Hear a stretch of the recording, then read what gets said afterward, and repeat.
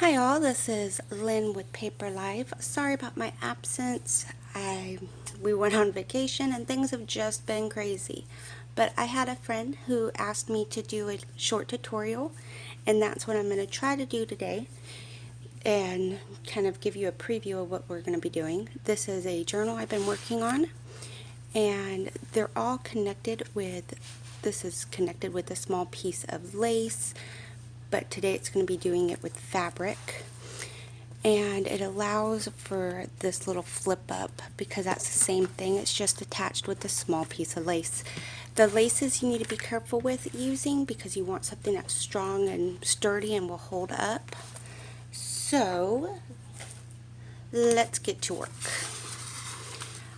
I had planned on just doing a little mini, and these were papers that whenever I make a kit I print out a bunch of tests. So this is a kit that I'm actually working on, and these are test prints. All I've done is secured them to a piece of file folder. Sorry, that name did not come to me at all. And what I used was a glue stick and my embossing tool just to get a nice strong hold on it. I'm going to try to keep myself in frame as much as possible, but we have a new setup. I cut 2 of these, and it's just shy of 5.5 by 8.5 for our covers. And then this is going to be our little flaps, which are just shy of 4 by 5. Really, you know, any size you want to use. I'm thinking this is going to be like a little mini journal. And then I went with a scrap of cotton I had, which is just probably about 3.5 inches long by, and I'm out of view again, by about 1 3/4 inches wide. It's probably wider than what we needed it to be. However, it's just what I had. I did go around and distress all my edges with the Vintage Photo Oxide. If you wanted to sew around the edges, it's easier if you do it prior to assembling all the pieces. I only say that because when I did it, once these are put together, it's going to be that wide. So sometimes it's hard to feed through the sewing machine, especially if you're working with much bigger pieces. So let's go ahead and get started. This is going to be my outside cover, so I'm just going to flip it over. It doesn't matter which side you start with, but that's just how I'm going to do it. I'm using Fabrifix, and all I want to do is put a line of glue where I want my flap to be.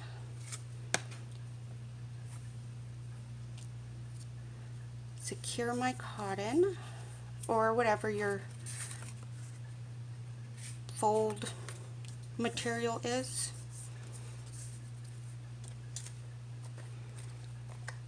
I want to put a little bit more because I want this nice and stuck down, because like I said, that is my giant dog that wants to be part of the video. Thor, enough. You cannot be internet famous. This is my time. Okay, so before I got distracted by the massive dog that wanted to bark, I'm just going to put that down there. And let's go ahead and glue this one down on top next.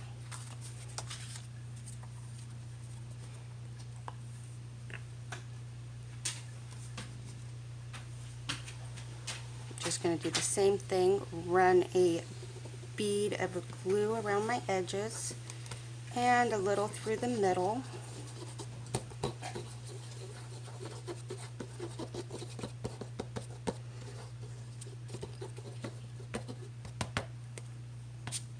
Probably way more than I needed, but I go crazy on glue. We all know this by now.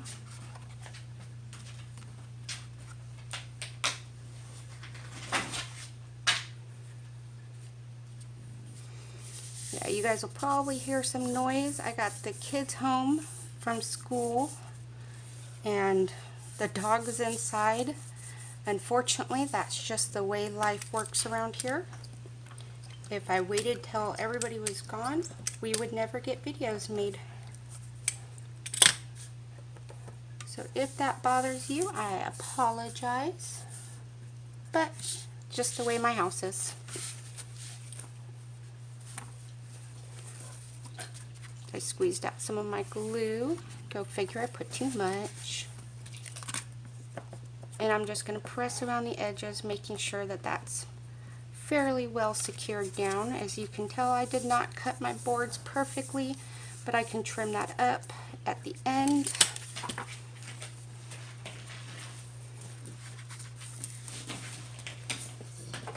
So you just want to work that around as it dries.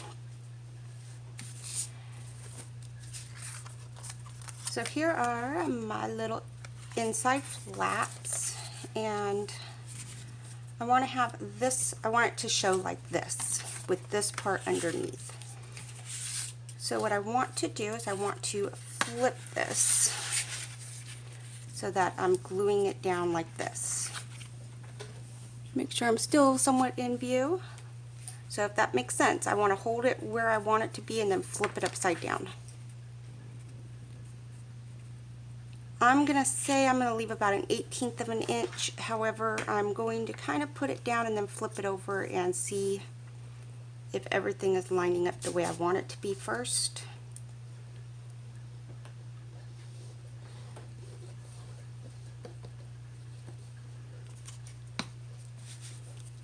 Because I really just want to give this enough room to be able to flip over, but not too much extra. Okay, that's probably more of like 1/16 of an inch to a 32nds, but let's see. Nope, and I want that down a little bit more, so I'm just sliding it down the cotton to line it up where I want it to be. So as you can tell, I don't have a bunch of measurements. This isn't super precise. It's just kind of going with what I want it to be. I mean, I guess if I said I was going to do a tutorial, I should have had it more planned out. But I feel like it's also fun to be able to do projects that can be adjusted to whatever you want it to be. I've done this before instead of using the file folder, where I've used like a cereal box for the flip. That was on a hardcover, so that works well. I tried to find that journal to show you, but I don't know where it's at the moment. Same thing, just glued down and went way too heavy on the glue. Normal me. I'm going to push that over. Get off some of my excess glue.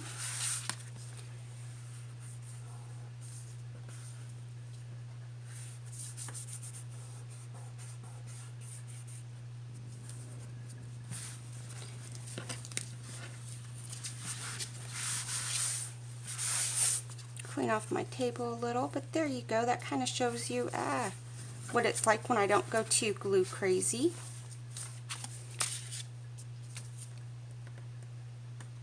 But as you can see, you can still kind of move it around and adjust if you need to. It works. It's just a fun little way. I mean, you can do it for cards. It just helps cut down on some of the bulk. Like if you were to take fabric and fold this over, not fabric, sorry, if you were to use paper and fold it over, you then run into the worry of your paper giving out over time with it constantly bending. The fabric just allows a little extra stability in that. And then once you're done, like on this one, because I'm going to make a mini book out of this. This is not dried to the point of being able to do this, but we're going to for the sake of this video. I'm just going to fold that. So now I could sew my pages in, have a little book. This flips up. You can put little pockets on here, whatever it is you want to do.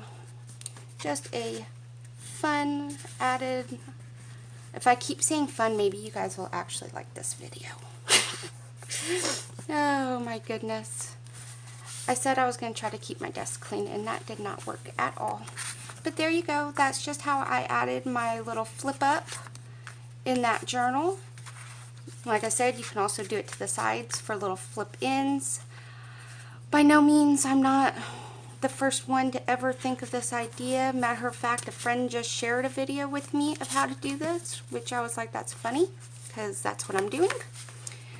So there are many other videos out there, as always, for different ideas.